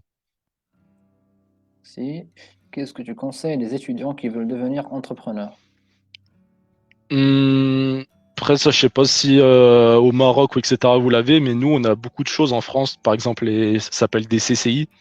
Tu as la CCI de Lyon, CCI de Saint-Etienne. Et en gros, elle te propose gratuitement des formations où tu participes. Tu vas poser tes questions et elle t'aide, elle t'accompagne en fait tout bêtement. Donc je pense que ça peut être intéressant pour les étudiants ou autres d'aller voir, de demander de l'aide. Et après, tu verras ce qui se passe tout bêtement, hein. Mhm. Et aussi, D'accord. pas hésiter à se lancer. Je pense que c'est aussi le point important. À un moment, faut s'y jeter, quoi. Faut voir si ça marche ou pas. Je suis d'accord, carrément. C'est quoi le principe de ton entreprise Distrilog Service et d'où vient cette idée? Je pense que ça, on a parlé de ça. Si tu veux, vas-y. Bah, je peux te le faire en 2 secondes. En gros, c'est une Ouais. entreprise de logistique, de stockage. On m'amène par exemple des frigos, des micro-ondes que je stocke du coup dans des racks ou autres, hein, peu importe, au sol, ça dépend le poids de la chose. Je les stocke dans mon entrepôt. Et en fait, quand le client du coup Distrilog ou Casino me les réclame, il m'envoie un camion, ils viennent les chercher et je leur cherche le camion, tout bêtement. Et cette idée, elle m'est venue d'où? Bah, c'était en discutant du coup avec des personnes de chez Casino et Distrilog. En allant les voir, je dis, bah, vous, en ce moment, vous avez besoin de quoi? Tout bêtement, je leur ai demandé leurs besoins. J'ai fait un cahier des charges pour ceux à qui ça parle, hein. Et ils m'ont dit, bah, nous, on aimerait bien stocker des choses un peu plus proches, parce que pour l'instant, on a des stocks à Lyon, des stocks à Nîmes, on n'a pas de choses assez proches. J'ai dit, bah, écoutez, cherchez pas, j'ai la solution. Voilà. Ah, Après, important aussi, avoir de l'assurance. Si vous êtes tous stressés et tout, ça marchera pas non plus. ouais. Je sais que c'est dur à dire, mais faut pas surjouer, c'est important. Toujours fixer les yeux dans les personnes, mais vraiment être intéressé et ne pas avoir peur, quoi. C'est très important, Mhm. je pense. D'accord, ouais. Ouais, je suis d'accord avec toi. Il faut assurer, il faut être bien Mm. dans sa peau. Et après, quand tu te sens capable, tu as les yeux qui est un peu qui est en feu. C'est ça, Donc, exactement. Tes yeux, ils pétillent et c'est parti, là. ouais. Quels sont les défis que vous avez trouvés dans l'entrepreneuriat? Il y en a eu beaucoup, hein. Déjà, les premiers défis que moi, c'était déjà, bah, créer ton entreprise, c'est déjà un bon défi, un gros défi. Après, une fois que ton entreprise, elle est créée, t'as la règle des 3 ans. Je sais pas si ça parle à tout le monde, mais en gros, tu sais si ton entreprise est pérenne au bout de 3 ans. Si au bout de 3 ans, ton entreprise n'est pas fermée et que tu arrives à avoir un certain chiffre d'affaires et que tu as remboursé du coup tout ce que tu as demandé à la banque, ton entreprise est pérenne et elle fonctionnera toujours. C'est vraiment la règle des 3 ans. Souvent, quand tu ouvres une micro-entreprise ou auto-entrepreneur, c'est au bout de 3 ans qu'elle coule. Dans les 3 ans, elle coule si ça fonctionne pas, quoi. Et je pense que ça, c'est déjà un bon défi de réussir de dépasser cette barre des 3 ans. Mhm. Et je pense, autre défi, moi, qui m'a vraiment mis dans la galère, on va pas se mentir, c'était vraiment la gestion de personnes plus âgées que soi. Parce que du coup, j'avais 18 ans et gérer Ouais. des personnes plus vieilles sans avoir d'expérience, sans pouvoir leur expliquer leur job, tout bêtement, hein. Parce que je savais pas ce qu'ils devaient, enfin, je sais ce qu'ils devaient faire, mais je sais pas la manière de le faire, tu vois. Et Mhm. gérer ces personnes qui sont beaucoup plus vieilles que toi, des fois, c'est compliqué, ouais. Ça, c'est un très, très gros défi aussi.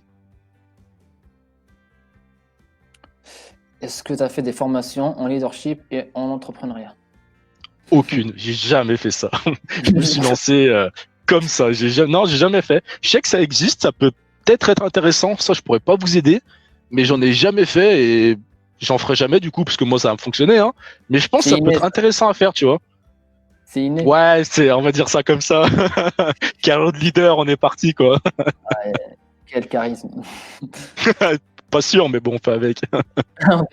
Pourquoi le choix de l'amélioration continue?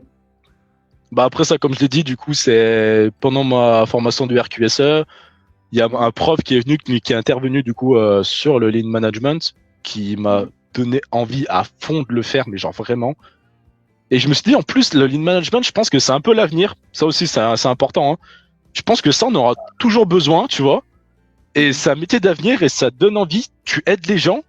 Et en plus, tu mets en place de nouvelles solutions techniques qui n'ont pas forcément été encore créées. Donc, tu vois, l'esprit de recherche, de créativité, plus aider les Ouais. gens. J'ai dit banco, c'est pour moi. Voilà, tout bêtement, hein. Du coup, t'avais raison. Parce que je l'ai Ah fait aussi. bah, voilà. Comment tu testes? Comment tu testes? si tes idées de projet vont réussir ou pas. Bah alors là, du coup, c'est là où je fais souvent, comme j'ai dit, des business plans. Ça, vous pouvez les voir sur Internet, c'est tout expliqué, c'est gratuit. C'est long à faire, c'est pénible, mais c'est hyper important, je pense, dans ton projet.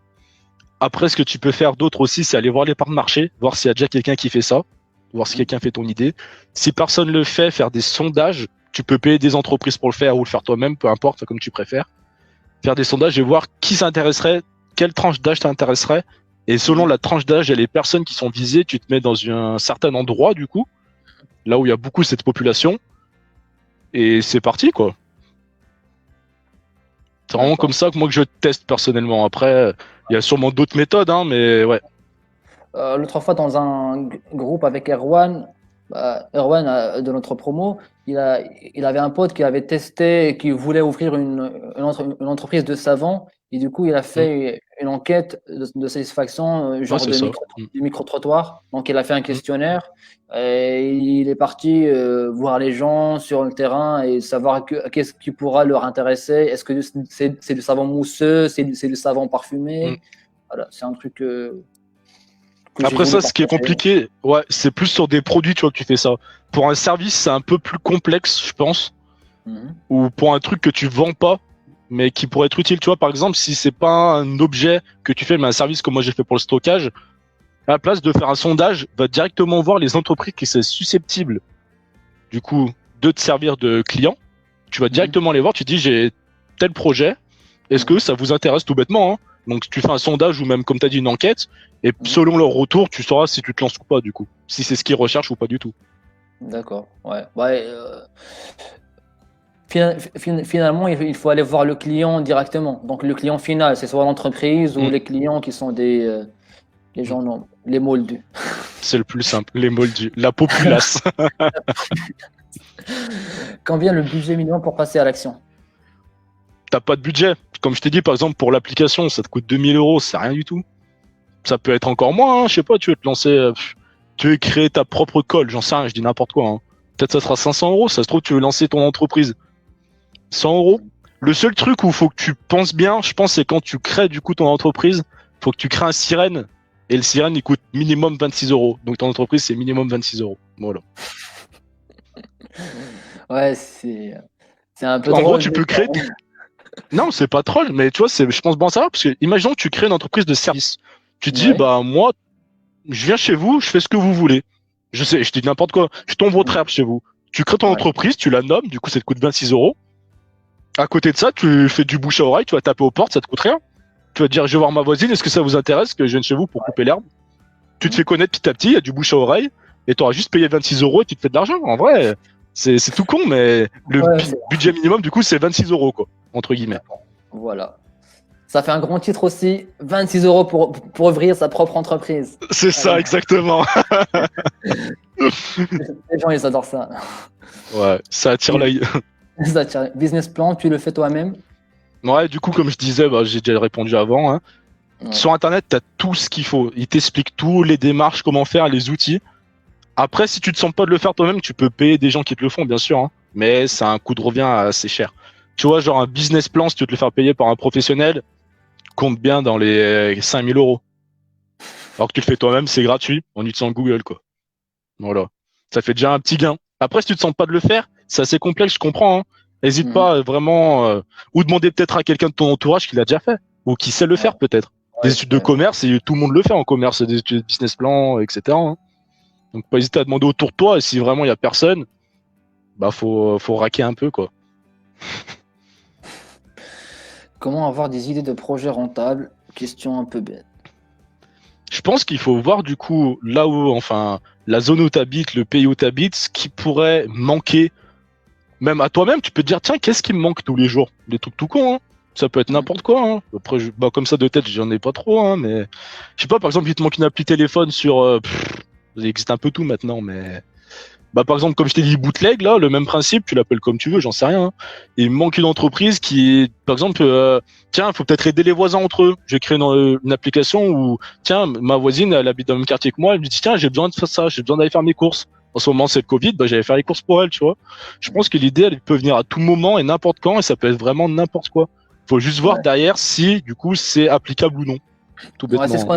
ça me rappelle ce qu'on avait dit au début. C'est, on peut avoir, par exemple, tous la même idée, mais c'est la façon de la faire, de la façon de l'exécuter qui fait la différence.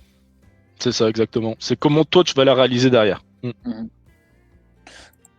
Next. Quels sont les conseils que tu peux donner aux jeunes pour mieux s'orienter et développer leurs compétences?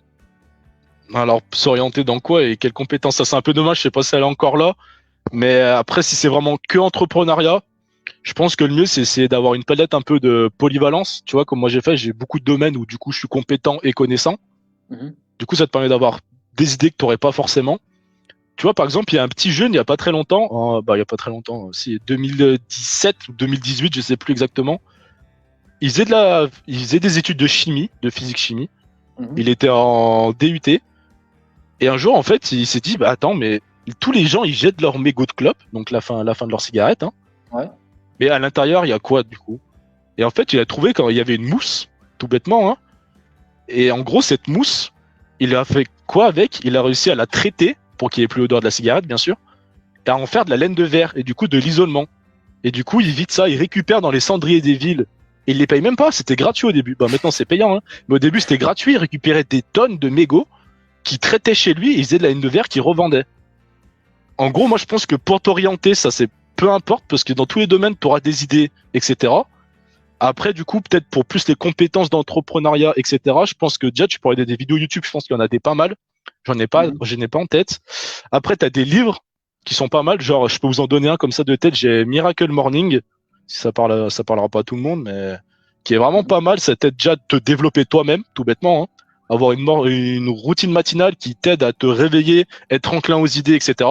Ce livre est vraiment, il est génial. Il m'a beaucoup aidé, moi. Et après, faut juste aller peut-être faire des formations un peu plus spécifiques, tu vois. Peut-être te renseigner, je sais pas. C'est quoi le nom du livre? Miracle Miracle Morning, ouais. Miracle et matin. Miracle Morning. Morning, ouais. Je sais plus c'est qui l'écrivain par contre. Mais super livre quoi. D'accord. En gros, ça explique la vie d'un mec qui travaille dans une entreprise tout bêtement, hein. C'est un mec lambda. Il a eu un accident dans sa vie. Et à partir de cet accident, en fait, il a réalisé qu'il pouvait faire de grandes choses. Et en fait, en mettant cette routine en place le matin, il a vu que déjà psychologiquement, son mindset, il avait évolué. Physiquement, il allait mieux. Et il avait des bien meilleures idées. Il était bien plus clair. Niveau des problèmes, il réglait bien plus rapidement. Et je pense que la mise en place de ces petites routines peut énormément vous aider en vrai. D'accord. Bon. Merci d'avoir partagé ça avec nous. Bah, je pense que c'est toujours intéressant à apprendre. Même d'autres Ouais. livres comme ça, peut-être pour les compétences. Moi, je sais, comme je vous ai dit, du coup, catégoriser les gens, c'est un peu compliqué. Mais il y a plein de livres sur la psychologie, sur les réactions des gens qui sont hyper intéressants. Et en fait, ça te permet du coup d'arriver à connaître les gens et comment ils sont, tout bêtement. Et ça te permet de dire, ah ouais, lui, il est comme ça, il est plus dans cette catégorie-là. Et ça D'accord. t'aide pas mal.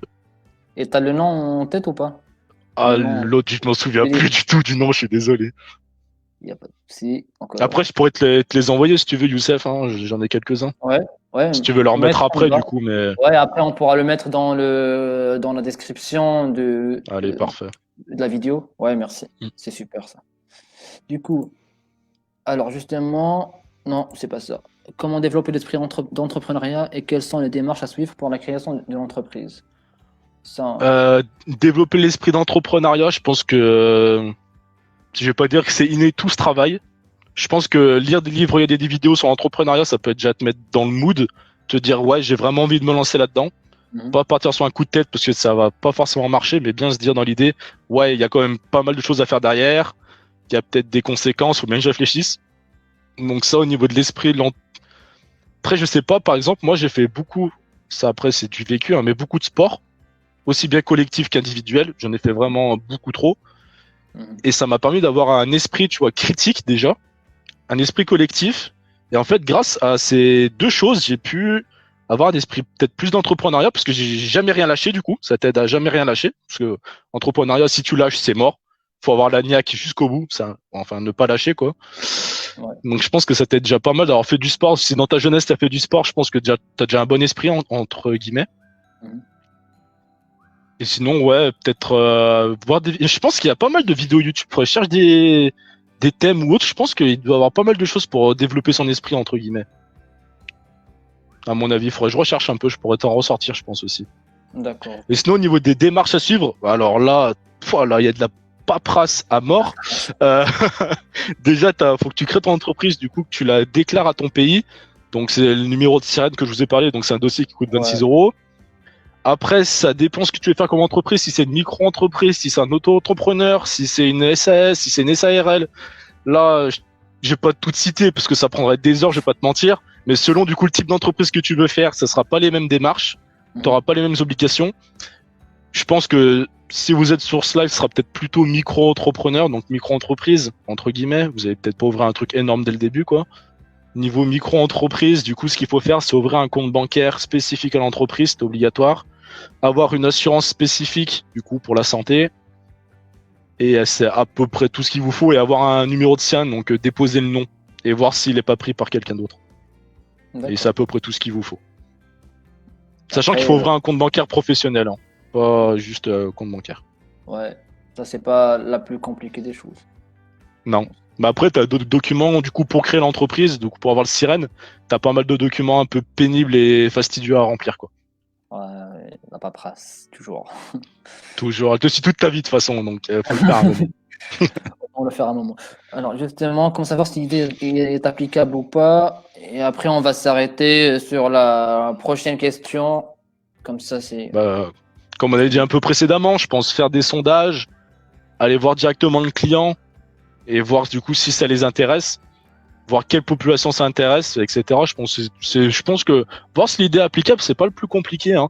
Le plus compliqué, sans vous mentir, c'est vraiment avoir l'idée, parce que avoir l'idée, c'est toujours le plus compliqué en soi. Parce qu'après, tu peux avoir une idée et aller vérifier sur le terrain directement si elle marche, en fait. C'est vraiment ça le plus simple, je dirais, tu vois, d'aller voir vérifier.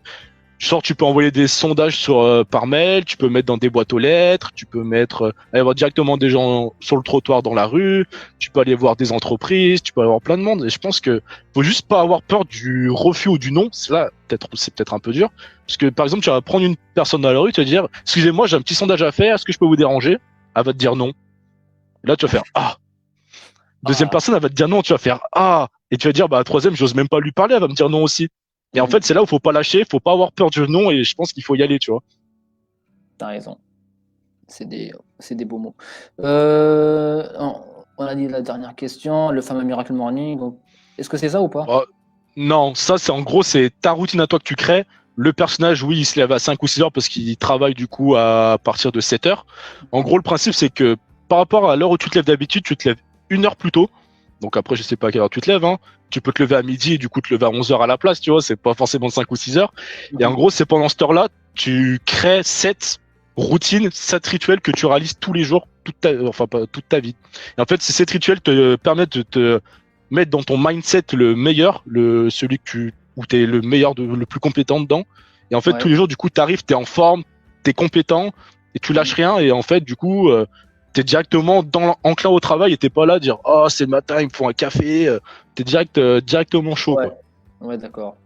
Et après, c'est la continuité, c'est l'esprit de l'amélioration continue. Donc, tu te lèves toujours une heure qui est plus tôt que l'autre. Donc, à un moment, tu te lèves à 4 heures ou il y a Non, non, une non, heure. tu te lèves toujours 1 heure plus tôt que ce que tu te lèves d'habitude. C'est toujours le même rituel, toujours le même truc. Par contre, ton Ouais. rituel, si au bout d'un moment il ne te convient plus, tu peux le faire évoluer sans problème. Ça, tu peux dire, bah, du coup, moi, bah, par exemple, un rituel que moi je faisais, je te le fais rapidement. Je me lève le matin, la première chose que je fais, c'est jouer aux toilettes. Voilà. Donc, je vais aux toilettes, c'est mon premier rituel. Deuxième rituel, je vais prendre ma douche. Troisième rituel, je me brosse les dents. Quatrième, je fais un peu de méditation. Pendant, allez, 20 minutes, je me pose, j'éteins tout, je coupe tout, je me pose sur mon canapé, pas allongé, parce que sinon tu te rendors bien assis, important, et je ferme les yeux et j'écoute. J'écoute mon corps comment il est. Cinquième routine, je vais déjeuner. Important de déjeuner le matin. Sixième routine, je fais un peu de sport. Et septième, je me motive à aller au boulot tout bêtement. Je me dis, allez Alex, tu peux le faire, c'est parti, ce serait une bonne journée. Tu vois, je me fais du bien. Et en gros, c'est ça ma routine le matin. Super, c'est super comme routine, c'est motivant. J'ai envie de la Mm. faire. Bah après, faut créer la tienne, faut pas copier celle des autres. C'est toi comment tu fonctionnes, tu vois. Voilà, c'est ce que j'avais envie d'entendre. C'est que chacun il a sa propre routine, c'est chacun il a ses propres comment dire, ses propres son quotidien, ses C'est ça. repères. Donc, s'il a l'habitude de se lever le matin, faire, par exemple, prendre sa douche, faire sa prière, ou bien de méditer, ça dépend. Donc, chacun, il a ses propres routines. Chaque personne est différente, ouais, exactement. D'accord. Moi, j'aime bien l'idée de la méditation parce que ça rejoint un peu chez nous au Maroc, ou bien en tous comme étant des musulmans. Il y a le matin, il y a une prière de matin qu'on fait juste en se levant, et ça rejoint l'esprit de la méditation. Donc, tu es bien dans la méditation, tu fais ta prière dans le calme, et tu es en train de réciter ce que tu sais du Coran dans ton coin. Et ça, il faut le faire dans un temps entre l'aube et le lever de soleil. Donc, tout à fait. C'est vraiment quelque chose qui est très, très, très important, je vois. Et je pense que du coup, ça peut être inclus dans ce rituel, à mon avis. Clairement, ça en fait clairement partie, c'est sûr. Donc, on a dit la dernière question. Ouais, vas-y. Okay. Est-ce que tu as pour l'idée de quitter ton bon poste et commencer ta startup? Je reformule si tu n'as pas bien compris. Ouais, j'ai compris, t'inquiète. Est-ce que je vais quitter mon poste du coup pour lancer ma startup, tout bêtement, hein. Ouais. Dans l'immédiat, non. Parce que du coup, dans mon poste, je suis bien actuellement. On va pas se mentir. Sachant que dans mon contrat, du coup, j'ai bien fait gaffe qu'il n'y ait pas de clause comme quoi je peux pas faire une autre entreprise à côté. Important à vérifier, hein. Parfois, dans tes contrats, tu as des clauses à la fin qui te disent, bah, du coup, vous pouvez pas nous concurrencer, tu peux pas avoir d'autres entreprises à côté, etc. Donc, bien vérifier ces clauses-là. Donc, moi, je pense que pendant quelques années, tu vois, le temps que ma boîte de consulting se lance, je vais quand même continuer mon job à côté, comme ça, je suis sûr d'avoir un salaire. Je pense que pendant les 2 ou 3 premières années, c'est important d'être rassuré à côté, pas faire qu'une chose où t'es pas sûr que ça fonctionne.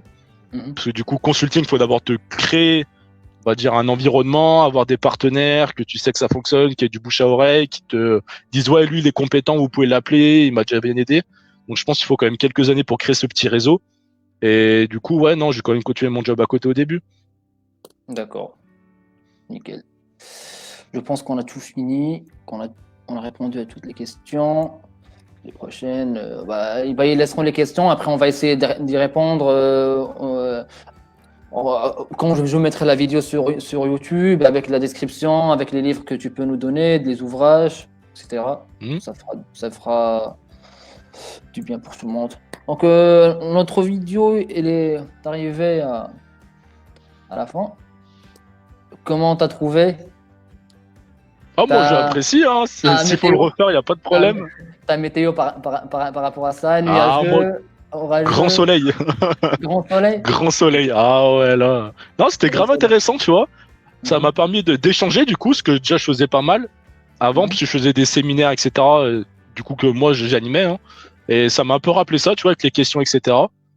Et ça m'a permis de me rappeler de choses que forcément, je me rappelais pas forcément, tu vois, parce que c'était une routine pour moi et pas pour les autres, tu vois. Donc non, c'était pas mal. D'accord.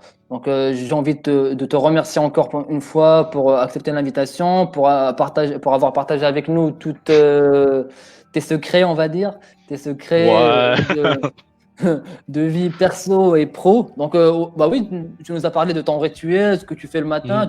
Tu nous as parlé aussi de tes études, de ta situation familière qui est un peu, on va dire, un peu sensible. Et ce que tu as fait pour un peu aider tes parents, pour voilà. Donc, c'est très, très intéressant, et j'apprécie beaucoup ton travail et ta persévérance pour ce qui a fait de toi l'homme d'aujourd'hui, Alex d'aujourd'hui. Après, je pense qu'il y a un truc, j'ai peut-être pas forcément dit, mais je pense que c'est important, tu vois, de le noter. C'est qu'il faut pas faire que du boulot, il faut toujours avoir des temps pour soi, et c'est hyper important, les temps pour soi. Voilà. Je pense que ce sera peut-être ma dernière phrase, mais les temps pour soi sont très, très importants. D'accord, ouais, d'accord. Ouais, que ce soit du sport ou autre, c'est très Peu importe, c'est juste qu'il faut pas avoir que le boulot. Sinon, t'as la tête dans le guidon, tu vois pas ce qui se passe autour, tu prends pas de la hauteur, c'est pas bien bon. D'accord. Donc, merci Alex. Et merci à toi. Je te dis à la prochaine. Si tu veux, après une fois, moi j'ai d'autres idées. Je peux faire une vidéo. Après, je peux rassembler tous les protagonistes de mes vidéos. Et après, je peux faire une grosse vidéo comme ça. C'est trop bien. Vas-y, moi je suis chaud, il n'y a pas de souci. Hein. Je te dis à la prochaine alors. Et je te souhaite une bonne continuation pour tes projets. Merci. Boîte et ta boîte actuelle. puis force à vous, hein, ouvrez, n'hésitez pas, n'ayez pas peur, quoi. Ouais, c'est ça, c'est ça. Bah, et les gens qui veulent se mettre dans l'entrepreneuriat, c'est le moment. C'est le moment pour se mettre dans Bah, peut-être pas l'entrepreneuriat. trop parce qu'il y a le Covid, mais après le Covid, post-Covid, là, il va y avoir plein d'opportunités. Je pense qu'il faut tout Ouais, saisir. ouais, c'est ça. C'est ça. Surtout, moi, je parle du Maroc. Le Maroc, en ce moment, il est dans une stratégie qui encourage les jeunes à ouvrir leur propre boîte, dans cet esprit d'entrepreneuriat. Donc, Mhm. c'est toujours bien d'aider son pays à travers sa propre boîte, d'ouvrir toujours à travers des idées. Donc, les grandes entreprises actuelles, Google, Amazon, Facebook, ils ont commencé par des petits trucs. Après, là, ils ont Ils ont commencé commencé dans un garage, hein. dans un garage, c'est ça. C'est ce qu'ils Mhm. Apple aussi. Et ce qui fait aujourd'hui, ils font le PIB de leur pays. Donc, c'est C'est ça. exactement ça. On Mhm. compte sur nous, les jeunes. C'est ça, exactement. On est le Bon, futur. Alex, salut. Et Ouais, bonne je te soirée, hein. souhaite une bonne soirée. Et après, je te souhaite des bonnes fêtes de fin d'année aussi. Toi Si aussi. Et puis à à tout le monde, janvier. du coup, aussi, hein. Ouais, janvier, du coup, on se voit, ouais. À janvier. Allez, salut.